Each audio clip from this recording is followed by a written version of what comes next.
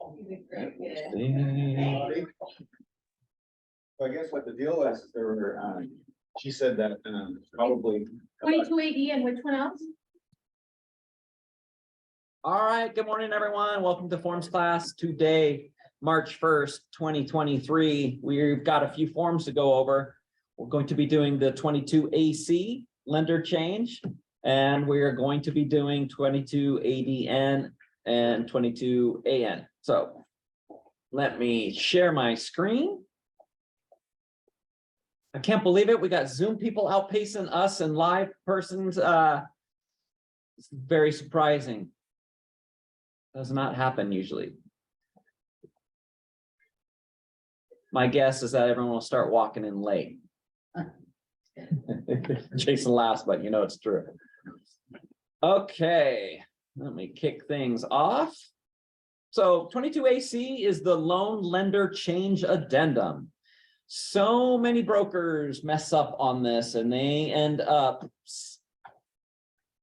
basically putting their buyers in breach in the contract due to not supplying this form and getting sellers permission to do different types of changes. We're going to go over the ins and outs of this form. Of course, we always utilize the forms manual because the forms manual gives us way more information than just the form itself. So in your Express Forms library, in the list, on the left-hand side is the form, and on the right-hand side is the manual to the form. So opening up loan lender change. So first, before I dive into this, we kind of have to go back and look at the 22A in the financing addendum, which we had as our last form last week.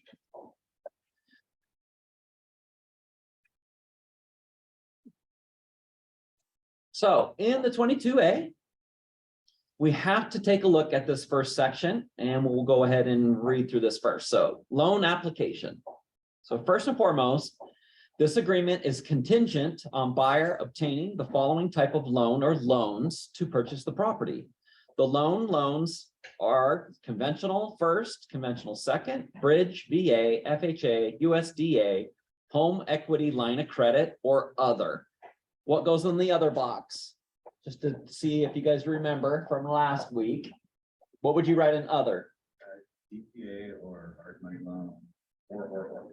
There you go. Yeah, it could be down payment assistance loan. So you can mark other and write DPA if you know the loan program itself, like House Key or whatever. You can go ahead and write that in. Or like a rehab loan, FHA 203K rehab loan. That would be another other, or even hard money loan, which could be another loan, right? That's another loan type. All of this comes from the Jerry Maguire clause, right? Any purchase and sale agreement, the boilerplate language, item A is the Jerry Maguire clause, and it simply states this deal is all cash. It's all cash unless otherwise specified in the agreement. That is just the basis of what the Jerry Maguire clause is and what item A is in our boilerplate language. Well, obviously this person's getting a loan.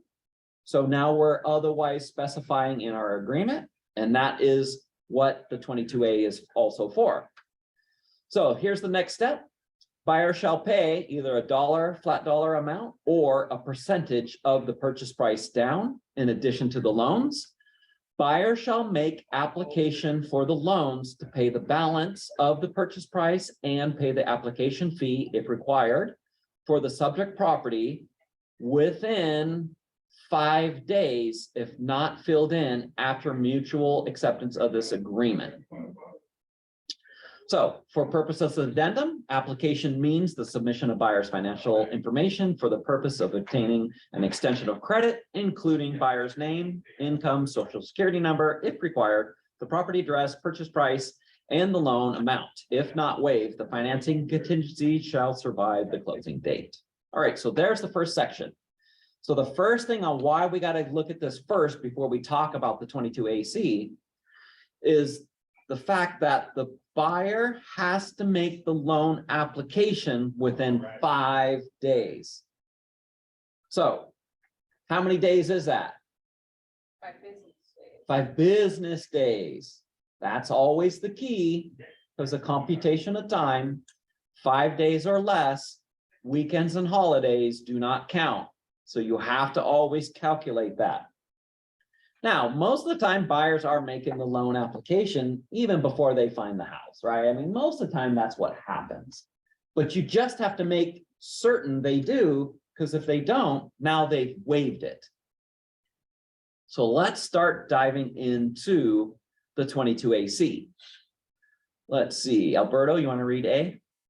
Use this loan/lender change addendum for 22AC in conjunction with the financing addendum for Form 22A. Yep, so basically you can't use a 22AC unless you have a 22A. So 22A is connected with a 22AC. So B, purpose, Jason, you want to hit B? Sure.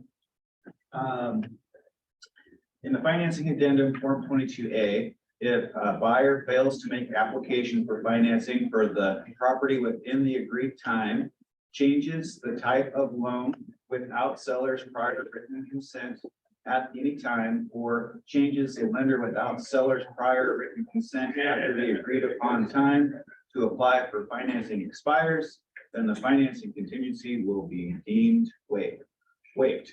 The purpose of Form 22AC is for the parties to agree to permit buyer, 1, to change the type of loan at any time, or 2, change the lender after the agreed upon time to apply for financing expires. Okay, so there's the basis of what this form is used for, right? It's for making a change of either the loan type, the lender, or like even the amount down, which can definitely confuse people if you end up changing any of those. So let's throw out some scenarios. Let's say, I guess, should we do, let's look at a couple things here. Is it calendar.com, I think is the. No, that's not the same one.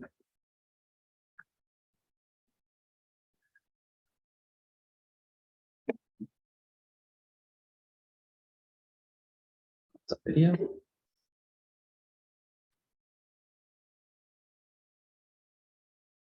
All right, so let's look at the March.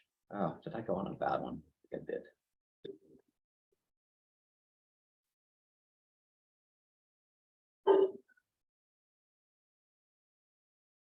Oh, I think I did it again.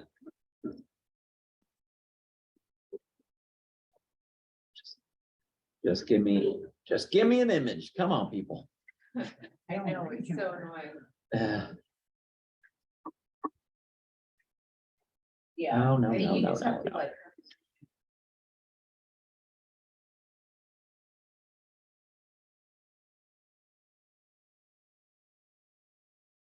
There we go. All right. Okay, so today is the first. Okay, you get mutual today. When does the buyer have to make loan application by? Wednesday, the 8th. The 8th. So commencing day, right? That's how we calculate 5 days or less. Weekends and holidays do not count. So commencing, today's mutual. 1, 2, 3, 4, 5. Wednesday by 9 p.m., the buyer has to make the written loan application. Let's say the buyer is pre-approved with Bank of America. So they're pre-approved, they got the pre-approval letter. And you go write up the deal. And all of a sudden you're like, man, we're not getting good communication from this lender. Let's go ahead and switch you to my preferred lender. And you go ahead and switch them to your preferred lender on Monday, the 6th. So Monday, the 6th, you change lender. They make their loan application. Can the buyer do that without permission to the seller? He totally changed lenders. What do you think? I believe you can. You think you can? If they're in a, Yeah, Hmm. still within that, but you're still if within they're in that. a contingency, We're just gonna let them know, but they can. yes, they can do it. So I hear a cans, two They cans. can, Yeah, they- 5 days. Yeah, so you're right. they can do that without permission. The purchase and sale agreement, the contract says that they will make their loan application. Does it say in the contract who they're making their loan application with? No. Nope. Hey, I can yell if I want to. Okay, let's use the same scenario. Mutual acceptance was on Wednesday the 1st. On Friday the 3rd, you figure out that the rate can be way better and the payment will be better if they change the loan from the conventional 5% down to FHA 3.5% down. Can you do that without the seller's permission? What's the date? Friday the 3rd. Can you do that without seller's permission? From FHA to, From conventional Conventional. to 3.5% FHA. Can they change? I think It's you before. can You think you can? Can you? I think you You can. think you can? Yes, Yes, you can. A lot of yeses? Wrong. You cannot make a change in the loan type. But you could change, okay, so it could be like the You percentage. change lenders, but not loan type. You cannot change the loan type or their amount down they agreed to in the Right. contract at all without seller's permission. And that's what this form is used for. If you were to do that, in a real world scenario, the buyer's in breach. They waive the financing contingency. Now, I have some people that might, try making their deals stronger, and I heard about this happening last year. So let's look at the 22A. So let's say that they go ahead, right? Like maybe they did option A, and we talked about this in depth last week. And this is one of those most important things to understand in the 22A. If you missed last week's class, you probably should go through the manual for the 22A financing contingency on your own and really read it to understand this, because again, if a mistake is made, buyer's in breach. And what does the buyer give up if they're in breach? Earnest money. Earnest money is a default. My fault. Right? Financing contingency. Yeah, so we had some people very confused in this section, and they were marking will. And this happened last year on one of the deals we saw. They marked will, they changed the loan type, they never got permission, then they couldn't close. And then when we saw the denial letter,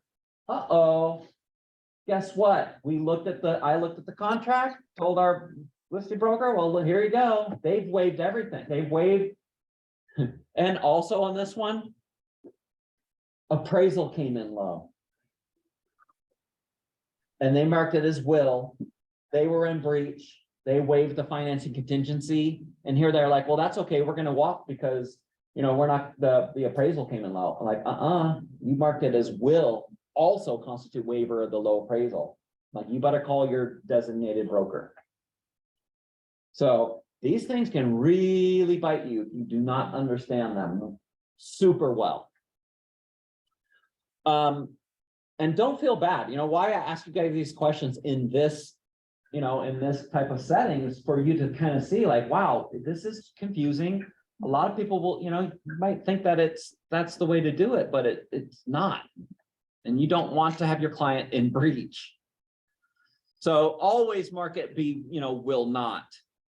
Even if you mark the automatic waiver, option B in 22A, you just have to be really, really careful. All right, so assistance in filling in the blanks. The following numbers refer to the numbers on the sample form shown in this manual. So obviously the date of the purchase and sale agreement, right? You click that and that's where we're talking about. Here's the date. the buyers, the sellers, property address. The financing addendum 22A requires buyer to secure seller's consent to change either the type of loan at any time or the lender after the agreed upon time to apply for financing expires. If buyer fails to do so, buyer waives the financing contingency. So there it is. There's the rule to really understand that if buyer goes ahead and waives, or excuse me, if buyer goes ahead and changes the loan type. So the type of the loan they're getting, and if they change the amount down. So if you're changing, because that's changing the loan, it's changing. You cannot do that. There were tons of brokers back in, past couple years when we had a super frenzy market. They were putting their clients in breach. And we caught a few of them. They were going ahead and they were putting 25% down or 30% down on the contract. Oh, don't worry, buyer. You can still get your 5%. We're just going to write it this way so we can win the deal. This is what we found out. Get down to the end, and then they're like, yep, they can't close. And then it says up on there, 5% down, or one of them said 3% down. Like, what are you talking? Like, your contract said you're putting this much down and you had sufficient funds. You're in breach because of the Jerry Maguire clause, right? Show me the money. They say that they have it says right in that section, like, you say you have those funds and they're non-contingent source of funds. So in checkings or in savings. So people were trying to do that strategy back when we were in that really frenzy market. And you're in breach. The client's in breach because they don't have it. That's why Annie Fitzsimmons was constantly telling everyone, every offer should have a 22EF in it, evidence of funds, to prove, they've got the funds down that they even say they have. And that's the down payment and even earnest money. It's whatever. If they can't supply the proof, why are you getting in contract with them? Now, I know that's not a perfect world. I know that's not going to always happen, but there are some listing brokers that will request a 22EF. In fact, you'll see the offer instruction sheet in the supplements, and they'll say, please include a 22EF in all offers. This is to show proof of buyer's down payment and or closing costs and earnest money. Because that's the things they should have, huh? I see that a lot now. You do, huh? Didn't see much of it last year when the market was nuts out, Mm-hmm. but I'm seeing a lot of it now. Well, yeah, you guys know, if you guys get a deal signed around on your seller's listing, and if you, I'm sorry, but if you, like, yeah, this is a great deal, let's take it. You get down the road day before closing and they're like, oh, buyer didn't have sufficient funds. And your seller's going to look at you like, why didn't they have funds? Couldn't we have made them prove they had the funds before we got into contract with them? And I already moved out of my house, paid for a moving company, moved across country. Who are they going to look at? They're going to look straight to you, aren't they? Because you're going to be like, yeah, there's a form we could have used. Uh-oh. That's just going to make you look bad. Well, and good brokers will send in the proof of funds. Oh, yeah. And the pre-approval letter. Those ones kind of rise to the top of the offers. Did you guys hear that? Hopefully you guys heard that. Jason is 100% right. And I hope you guys are doing that even now. And regardless of the market you're in, supplying proof of your buyer's down payment and closing costs, like showing their bank statements. Be sure to black out their account numbers, right? But to provide that's important. Jason said that those offers rise to the top. It's because the proof is right there. Kind of falls in line with the old school way of brokers used to have their clients write the earnest money check out and they make a copy of the check to show, yeah, we're very earnest, we're ready to go. I mean, that's not happening as often because most stuff is done via wire and stuff like that. And if you touch a check anyway, you have to provide a Form 89 earnest money receipt, according to the Department of Licensing.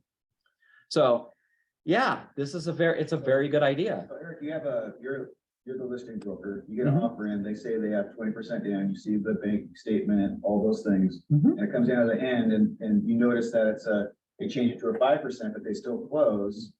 No harm, no foul. Should you even ask for that, like at the very, very end, even though that it looks like it's still gonna close? What do you think? Well, who needs to know that? Seller. Hey, seller, here's our contract. I just got the settlement statement, the preliminary settlement statement from escrow. It's saying the amount down for the borrower needs to bring in is 5%. Our contract says they're bringing 20% down. What would you like to do? You should at least be inquiring. Yeah. Hands down, like you should be inquiring, pick up the phone, call the buyer broker and say, hey, what's going on here? All right, I hope you guys are reviewing those settlement statements. It's really important. I know your eyes might directly go straight to the compensation section, right? And you let them look at that number, right? You might do that. Look at every line item. No, but I'm serious, like, it's really important. If you gotta go through those things, check it, there could be things missed. Oh, wait a minute, my buyer was getting 8,500 closing costs and a home warranty. I don't see the home warranty. I see the closing costs. Pick up the phone, hey, is this correct? Whatever, that's our job. It's our job to inform our clients of everything that's going on. Even when there's nothing going on. Like that's the bet. You want to be a really good standout broker. Remember this. No news, right? People say no news is good news.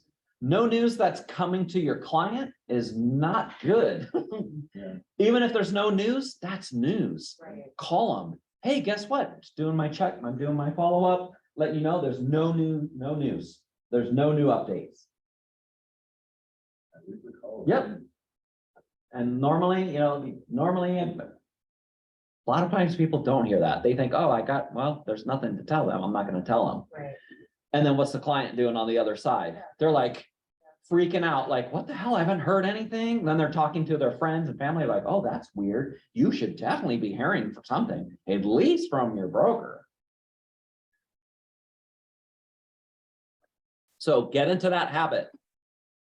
All right, property in that. Okay, number 5 is the seller's consent to change the type of loan. Check the box, insert the type of loan that was listed in 2A in the first blank. So if you are if you're going to go ahead and select this one, you're going to check this box. And it says seller's consent to buyer changing the type of loan from, you see how big this space is? Yeah. The reason this is a large space is because you are supposed to write in whatever loan and the amount that's identified on that 22A that you had mutual on. So if you had it as conventional, 20% down, that's what you're supposed to put in that. Oh, okay. So that's what you had in the contract. And this is the type of loan agreed upon in the Form 22A. 2, now this is what you're going to change it to. FHA 3% down. 3.5% down, whatever, or whatever one you're going to do, conventional 5% down. Whatever. You're changing it. You're changing it. If it's conventional 20% down, you got to change to conventional 5, then you're going to go conventional 20 here, conventional 5% there. Buyer shall make application for this new loan within 3 days if not filled in after receiving seller's consent. If buyer does not timely apply, buyer waives the financing contingency, including paragraph 5. Ooh, appraisal less than sales price. You hear that? Buyer waives the financing contingency, including paragraph 5. If you don't make the application. So now it's going to put them in breach right away if they don't remake the application for the new loan type. To the lender, it's very simple, right? Last week, we had Leah in here from Priority Home Lending, and she like went over all the different kind of ins and outs and the timelines for when you have to make the application, what is included in the application, and that whole process, which kind of really helped connect the dots on the stuff that we don't typically see. So here is the consent for that. Next, we got to get to 6. Fabi, you want to read 6? Yeah, seller consent to change lender. Check the box, insert the lender where buyer made loan application in the first blank. Insert the new lender in the second blank and insert the current buyer has to apply with the new lender. Okay, so new lender is new mortgage company, new bank, new credit union. If all of a sudden a loan officer gets swapped out, don't have to actually change and get permission. It's a different person. But what is always the key to this business? I don't know. Communication.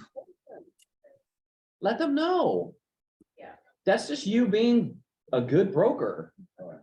And you're being proactive. Exactly. So let them know.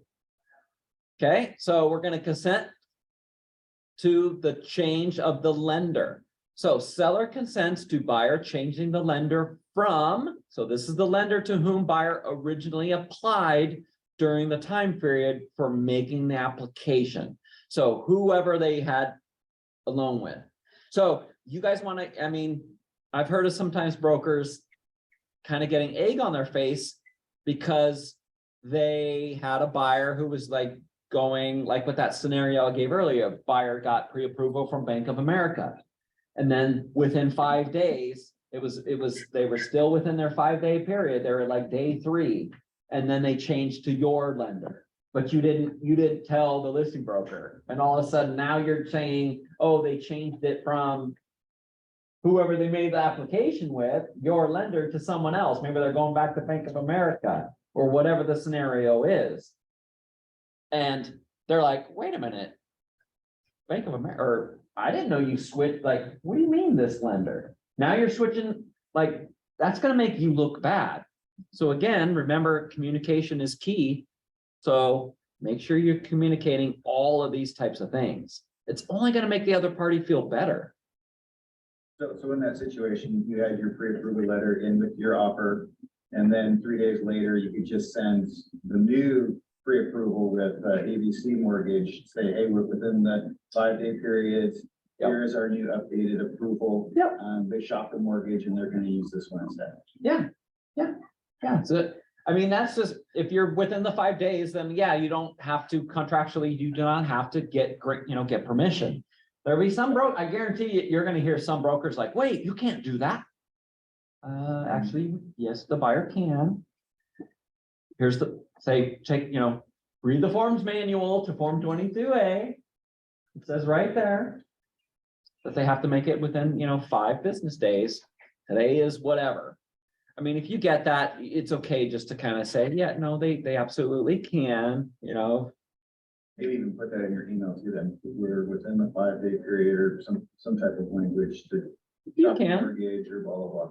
I guess. Just, yeah, So then they wouldn't even have a reason to question you. well, maybe, you Yeah. still might.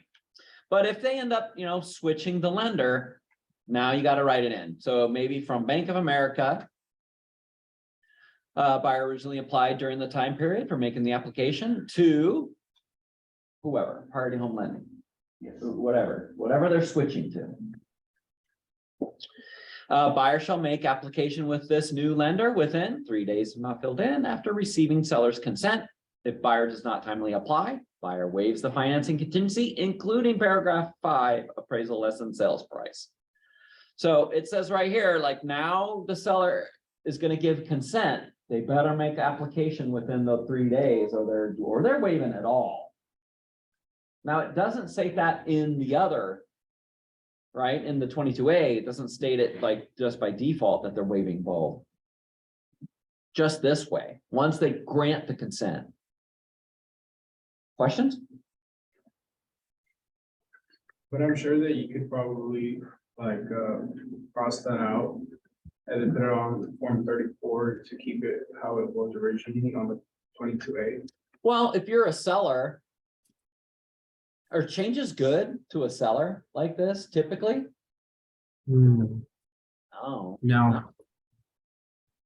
being a listing broker, I would say, no way. You're telling me you don't wanna have some sort of teeth in the contract for the seller for this change you're about to make?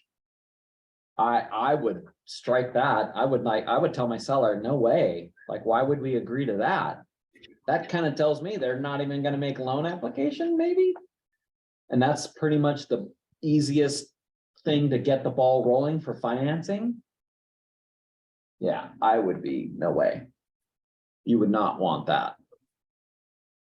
All right, then of course you get initials and everybody's moving along. The way to remember this form is like, don't freak out. 22 AC, right? AC is to keep cool. Think about, okay, we're making a change, keep cool, everyone. Communication is key.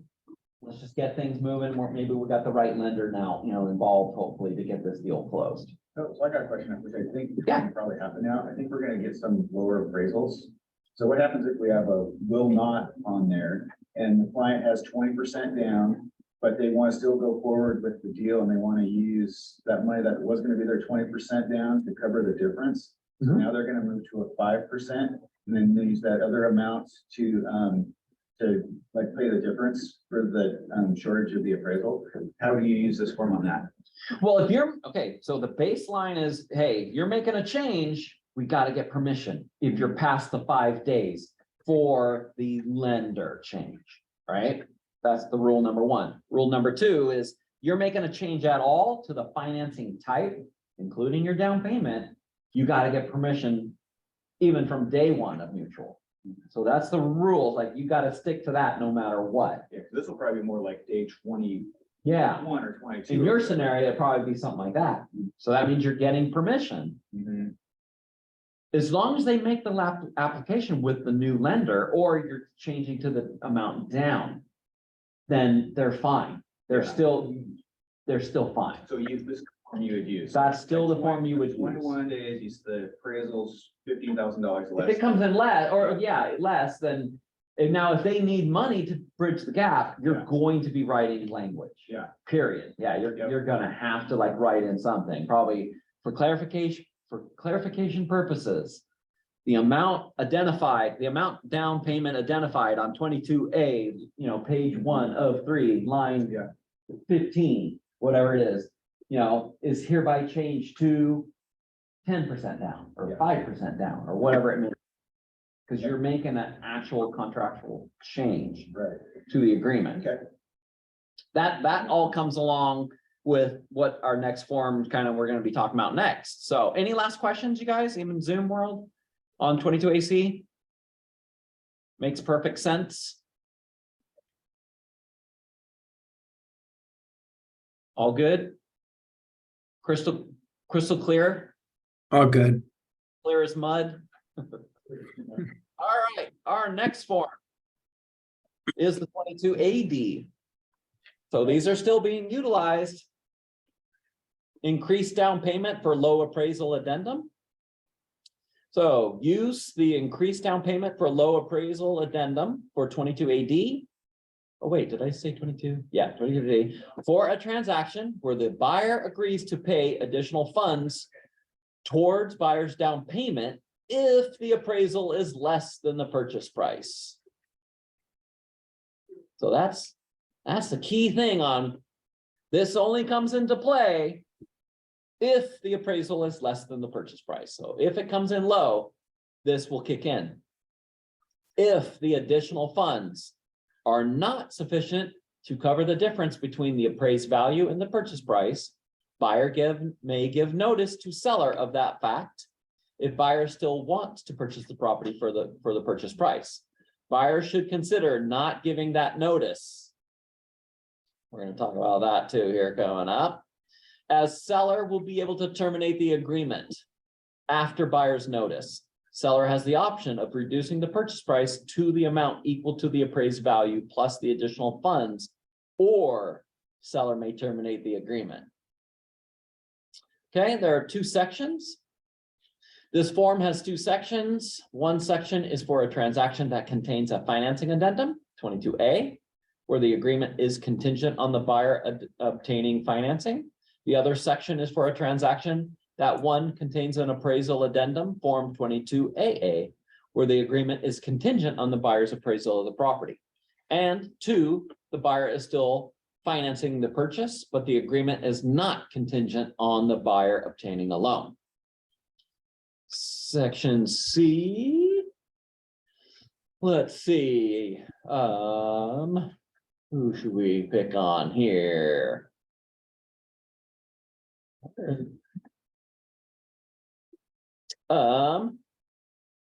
Esteban, you want to read? Yes, I can. Which is it number, what was that again? C. C? Okay. There's like a little block box back there too. I don't know if you see it. I can see on my screen, but it blocks a little bit of it. There we go. Thank you. Yep. Buyer represents that buyer has the funds necessary to close the seller as required by the addendum. In other words, buyer must have not only the funds for the original down payment, but also the additional funds set forth in the addendum if the appraisal is less than the purchase price. Okay, so let's kind of take a look at first things first. We gotta understand, how does the appraisal work? So last week we went over this in depth, right? But if the appraised value is less than the purchase price, right? By default, buyer may, within 3 days after receipt of a copy of the lender's appraisal, can give notice of a low appraisal, which shall include a copy of the lender's appraisal and MLS Form 22AN may be used for notices in paragraph 5. So for this paragraph, basically what will happen is if the appraisal, let's say the purchase price is 500,000, the appraisal comes in at 490. It's a $10,000 gap. Buyer may give notice. There's a key word, may. They can use the 22AN, but they've got to give a complete copy of the appraisal plus the 22AN to initiate this new negotiation, right? So they can go ahead and say, yep, looks like it came in low. It's $10,000 low. What do you want to do, seller? And then the seller has options of either paying for a new appraisal, if it's okay with the lender. If the lender approves it, they can pay for a new appraisal, right? If that's the case, they'll do that, or you can dispute the amount with the lender. You can go ahead and dispute it, and they'll send in gosh, what's it called? Stuck on that word. It's basically both brokers can go ahead and send comps, and then they can try to argue the value of the appraisal. Desk review, I think. Well, it's a desk review, yeah, that's part of it, but it's not the actual keyword that they use. Anyway, the whole point is the fact that you can, now it's time to renegotiate. So, or the seller can say, yeah, I'll go ahead and lower it to the 490, mark the box. Does the buyer agree to move forward? Yes. Now everyone's moving forward at the lower amount. Or the seller can say, I'll go ahead and let's meet halfway. I'll reduce it to the 495, right? And you'll bring in an additional 5,000, and both parties can agree to that. It's basically a renegotiation will happen with this normal way.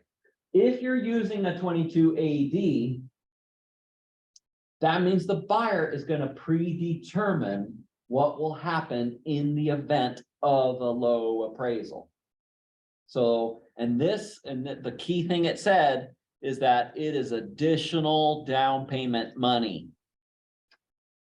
That's in the original contract. From the original contract. So if in the original 22A that you had mutual on and you said, I'm putting 20% down, and the appraisal comes in low with the same example we gave at 500,000, it came in at 490, and you put on there $10,000 on the 22AD. That's additional $10,000 from their 20% down. So you have to have 110 available. Yeah, it's additional down payment money. You can do that. Now we do have in our office clauses, I came up with language that will let you guys utilize. You know, in the agreement, if you have a 22 AD, that you can say, you know, it said for clarification purposes, in the event of a low appraisal, the amount identified on 22 AD, you know, buyer shall have the option of reducing the down payment identified on 22A, you know, to cover the, you know, the low appraisal. So it's got language in there to kind of, to do that, if you guys wanted to. But what you have to understand and fully understand, so you can convey to the client that if you're going to use a 22 AD, that is additional money. They have to have those other funds. Otherwise, they're what? They're in breach. We've had plenty of those too that we've ran across. Oh, it came in low, appraisal came in low, and they're okay, good, we're good because you said you bring another $50,000. Well, they don't quite have all the 50. Well, what do you mean? Yeah. So 22 ADs can be dangerous. Okay, so D, notice form. The parties should use the notice for increased down payment addendum 22 ADN for notices required for AD. So in the ADN, we're going to look at that after we finish this, but here's the assistance in filling in the blanks. We got the date of the purchase and sale agreement, the buyer's name, the seller's name, the property address, financing addendum 22A. So in number 5, what they're saying here is this is if you're using section 1 here is like a financing addendum. Now you're using 22A, and here's where the 22 AD comes into play for additional down payment money. So this increased down payment for low appraisal addendum supersedes the appraisal less than sales price provision in the financing addendum 22A as follows. So let's see, V, you want to read A if you can? Additional down payment. If buyer's lender's appraised value of the property is less than the purchase price, buyer shall pay additional funds up to dollar amount, buyer's additional funds towards buyer's down payment to close the sale. Buyer represents the buyer has sufficient funds to close the sale in accordance with this addendum. So there it is right there. This is the amount additional down. So you know, if you're in competition, you're competing for offers, you're guaranteeing the amount that you're going to, you know, end up purchasing the property for. Obviously, as a listing broker, you have competing offers. List price is $360,000. All of a sudden, you get offers for $400,000. How much would you love to see on this form? How much? I mean, 360, 400, 40 grand, right? There's a $40,000 jump in overpaying the purchase price. Hopefully the listing broker has done their homework and did really good CMA and did comps, right? And you want it to be good, and the seller agreed to list it right at the price the broker suggested. How much percent of the time do you think that happens? Yeah. What do you think? You think 80? Yeah, it's probably maybe in this, you know, 70, 80, maybe. A lot of times sellers are saying, no, what? Yeah, they want more. Nope, we're going to list for this. Couple years ago, we were seeing people paying way above. So now you got someone who did, let's say, you know, let's give an example, 500,000, right? List price, 500,000. The listed broker's comps came in at maybe 450-ish, you know, 430, 450. Let's say that's the range he came in. 50,000 above that, what the seller listed, and then another 50,000 on top of that on what offers actually came in at. So what do you think the appraisal's coming in at? 100,000. $450 $100,000 low. less. So it was 50,000 even under what the list price should have been.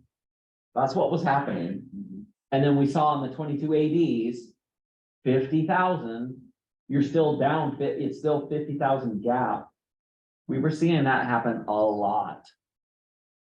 A lot. Now, our market's not as frenzied, right? We're more, closer to the normalized market. It's still a seller's market, but we're not seeing that type of a, frenzy activity. So we're not seeing this 22 AD come into play often. I have seen it actually in my last listing. I saw 22 ADs. So it's happening in the more affordable price ranges, right? Yeah. It is definitely happening. So it's something that you need to be ready and prepared to talk about with your clients. Well, and also appraisals lag too, so appraisals are going up. Appraisals are coming. in Yeah. October, November, December. So the value's not gonna be there until midsummer. The most price appreciation happens when? Every what timing of the market? Spring. Yes. Yep. That's when the most appreciation happens all the time. So the appraisals are gonna lag. Right, appraisals are gonna lag. Yep. It's a good thing to talk about. That could be a good video for you guys to do, shoot, huh? Okay.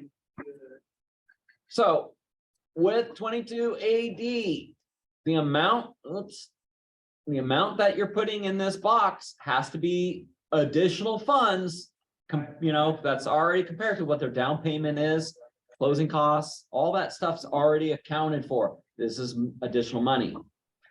So next is, we did B, or wait, did we read B yet? I don't think so, right?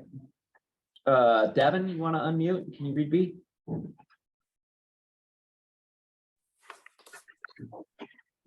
Buyer's notice to seller.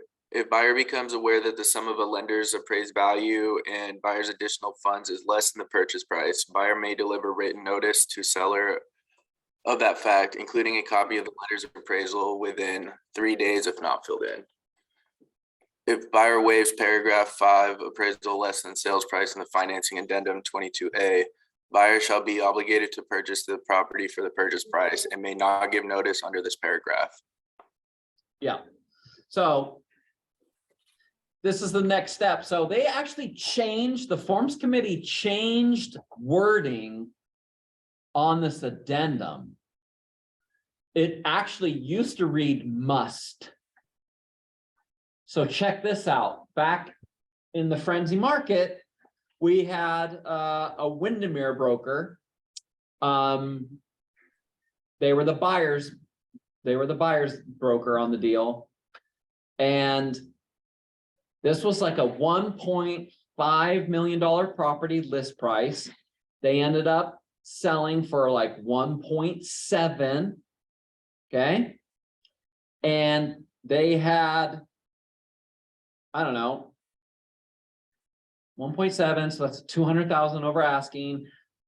Oh yeah. I remember what it was. The appraisal came in at 1.695. So it was $5,000 off. Okay.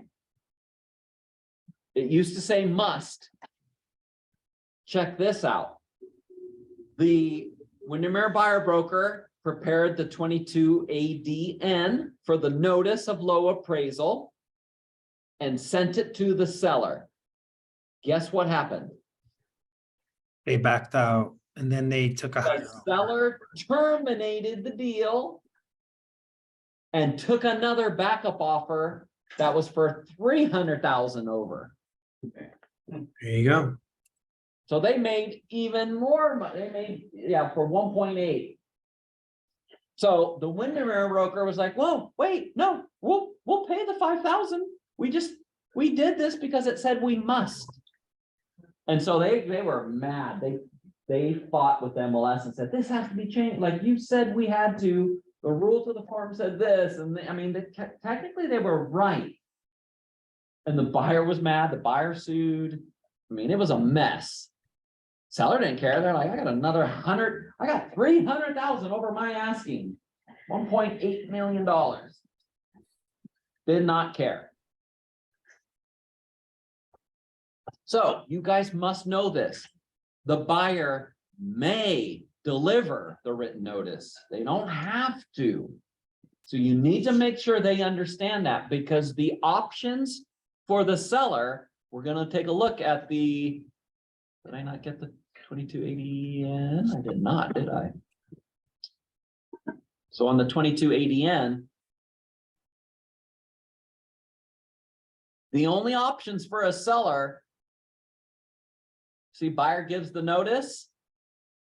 Only seller's response are two. They can either consent and agree, or we're out. You give a seller a right to terminate.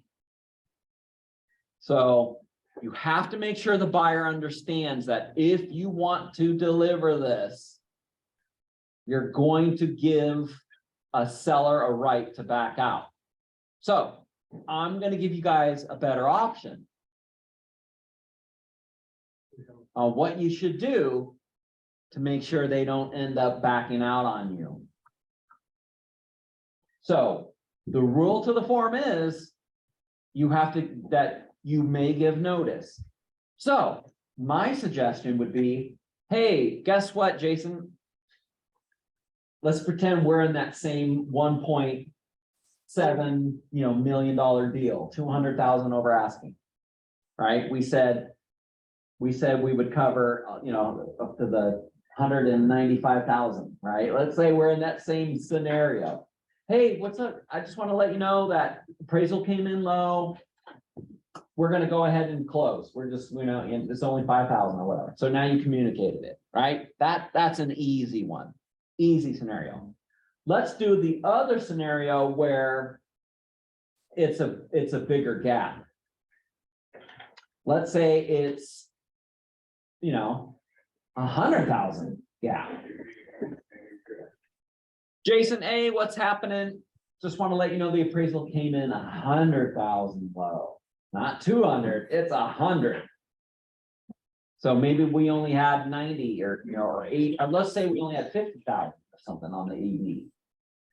We tell you what, let's go ahead, here's a complete copy of the appraisal. I'm gonna just send it to you. So you can show the seller, I know we agreed to a 50,000 gap, right? But would you be willing to reduce the price, seller 50,000? So we can move along. So now you use a Form 34 for clarification purposes. The purchase price shall be X, right? That amount, get it signed. Move forward, everyone's fine. Because if you send that at all, seller can terminate, regardless if it's like a penny, whatever the amount. So don't get stuck. And I know we're not using a lot of these right now, but guaranteed markets change. They up and down. It's going to go. Other scenarios where that would be a good thing to do. To go ahead and use the 2280N? Yeah. Well, it's the proper form. Right, but what I'm hearing, you send that's slippery slope. It's a slippery slope. I guess if you've got in good communication. Maybe unless the broker on the other end requests it.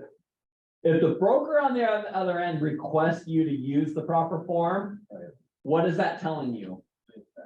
We have another offer on hand. They probably have a backup offer. Exactly. You have to really understand the forms, how they work. What would you tell them? Well, who do you represent? Your buyer. Right. Go to your buyer and go, okay, what do you want to do? They're asking for the proper form. My hunch is if we don't close, if you don't pay the difference, they're probably going to pass it to someone else. Yeah, and if they don't have the money, maybe you just send in the form and say. Then it's up to the client. Yeah, exactly. Then it's up to the client. But see, you understanding exactly how the forms work, gonna dictate, probably what will happen, right? Or being able to communicate to your client on what will be the best way to respond. So, hey, so Eric, so you're the buyer's broker and you think that a that's probably not gonna appraise. Mhm. So at the beginning, you already have your 20% down pre-approval letter, and you also have the proof of funds, but they don't have the extra, but they really want this house, but you know that's probably not gonna appraise for this. Would you go in with your 20% down, knowing that you would have to probably change it to a lesser loan amount later? Or do you just let them, or do you change? What Yeah. do you do? Yeah, so that's exactly what I was saying on why I came up with that verbiage for, Yeah. you know, for clarification purposes. In the event of a low appraisal, buyer shall Reserves the right. reduce Yeah. their down payment Yeah. identified. So Yeah. now you're protected. They can reduce the amount down payment, and now that frees up more money to cover the negative on the low appraisal. Great. So that's a good strategy. If you're maybe using a 22 AD. Yeah. You might want to also utilize that language in the agreement, because then if the seller agrees to it, they can reduce it. Yeah. They can automatically reduce it if they need to, and you don't have to give the notice. What I've seen a million times is that buyer brokers will use the 22 AD. They're saying they're gonna use additional down payment money, right? Identified on there, and then they'll all of a sudden get a low appraisal, and what form do they end up sending you? The low appraisal notice. The low appraisal Another notice. present note, 22 I'm AM. like reviewing deals all the time, like, oh. Brokers coming in for help, they're going, hey, what are we gonna do? They just sent me the 22 AN. I'm like, wait a minute, doesn't this deal, I thought your buyer had a 22 AD in this. Oh, yeah, they did. They're using the wrong form. They're using the wrong form. So, and that happens all the time. And sometimes, I mean, I know you're like the listener, like you want the deal to keep going through, but the client has to understand whether or not an improper form was used. And then you can negotiate, from there. But if you don't tell the client later on, like this thing gets hairy and it ends up getting, going to court or legally, the attorney on the other side is like, oh yeah, that's the wrong form. So didn't your broker know that was the wrong form given? Then your client's gonna look at you and you're gonna be like, oh man. That's the whole reason why we do these forms classes. Seriously, it doesn't matter how long you've been in the business. Like knowing the forms like so well is gonna make a huge difference in your career. All right. AD. There's the may. Seller's right to reduce price or terminate. Let's see, who did I not pick on yet? Luke, can you unmute? And read C. Seller's right to reduce price or terminate. Sorry, I gotta move this thing. Yep, that's it. If seller receives the above notice from buyer, seller shall deliver notice to buyer within blank days, 3 days if not filled in. A, reducing the purchase price to an amount equal to lender's appraised value plus buyer's additional funds, or B, terminating the agreement, in which case the earnest money shall be refunded to buyer. If seller fails to timely respond, the agreement shall terminate and the earnest money shall be refunded to buyer. Yeah. So there you go. Seller can terminate, the money goes back. Year and a half ago, we saw one of these happen, a 22 AD, and they sent the 22 ADN and the seller terminated. And guess what? They had non-refundable earnest money in that deal. Oh, jeez. Yeah. Talk about a mess. You can't get them. How do you get the money back? Yeah. And here's another offer. Yeah. Thankfully, there's Know your forms. yeah, you got to know the forms. It's just critical. All right. Section 2, just like it said above,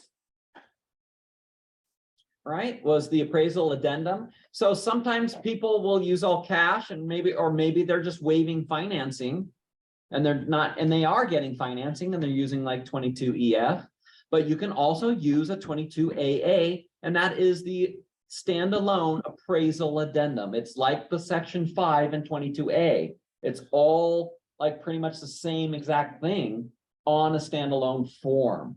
So if you were using that, a 22AA, and you also use a 22AD, you would have to be marking the next section, which is section 2, appraisal addendum form 22AA. So this increased down payment for low appraisal addendum modifies the appraisal addendum as follows.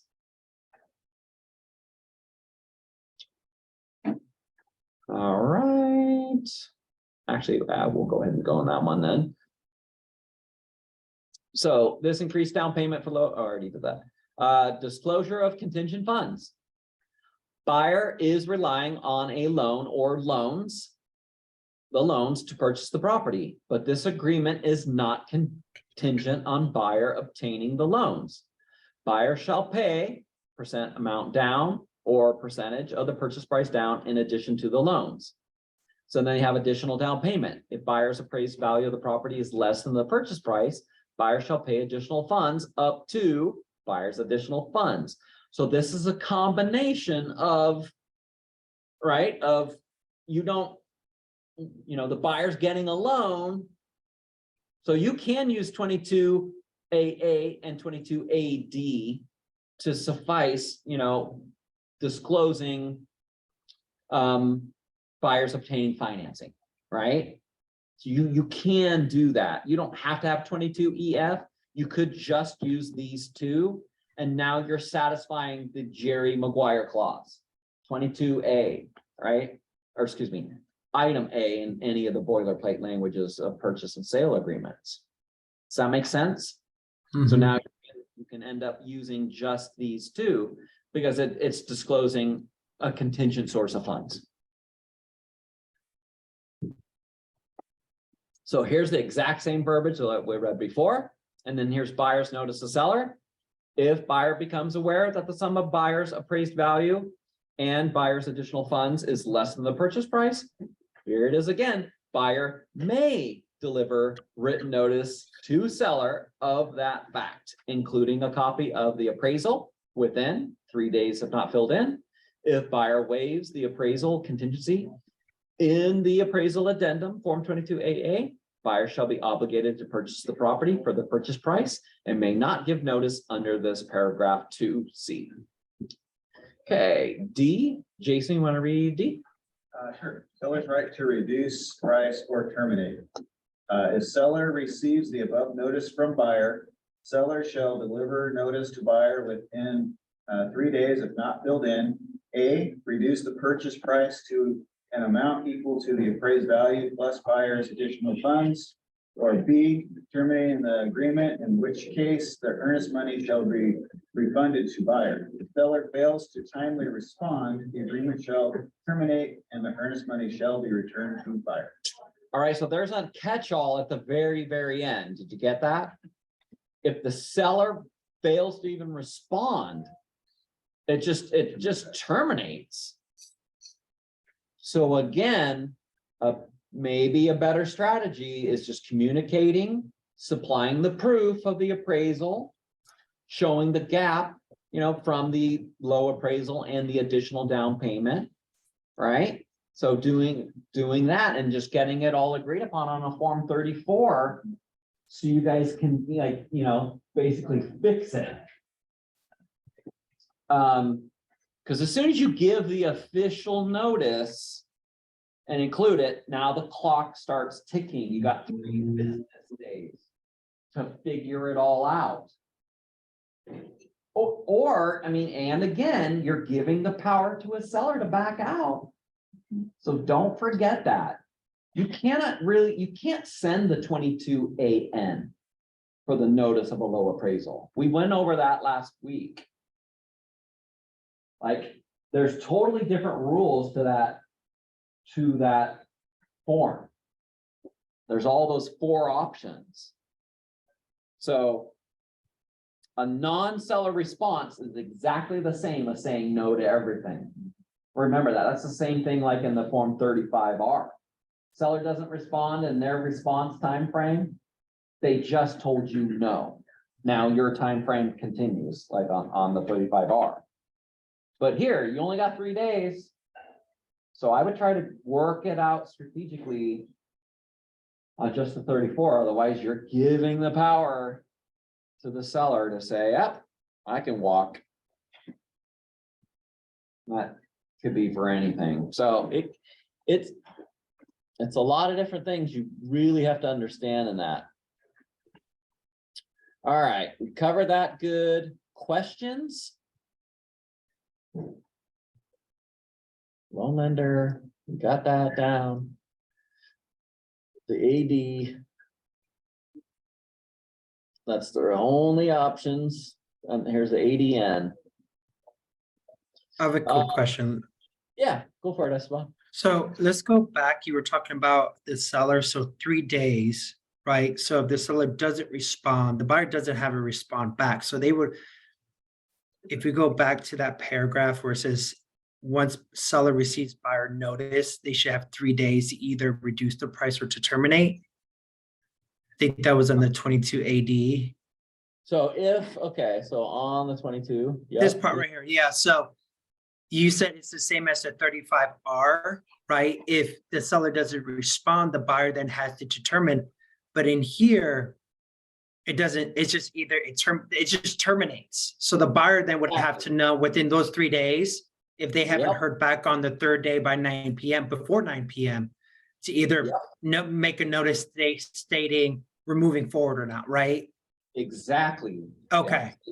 Yeah, this is different. Yeah, I didn't want you, yeah, don't get confused. I got It's not- confused on that when you said a 35R, so it's like. Yeah, wait, that- sorry.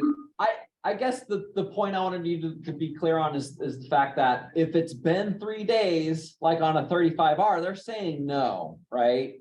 So remember that kind of rule about the 3 days, but in this case, if you don't hear back within the 3 business days by the 9 PM, then yeah, then the deal is dead. Exactly. So Unless unless you get but- it figured out before, yeah, so you Oh, have to okay.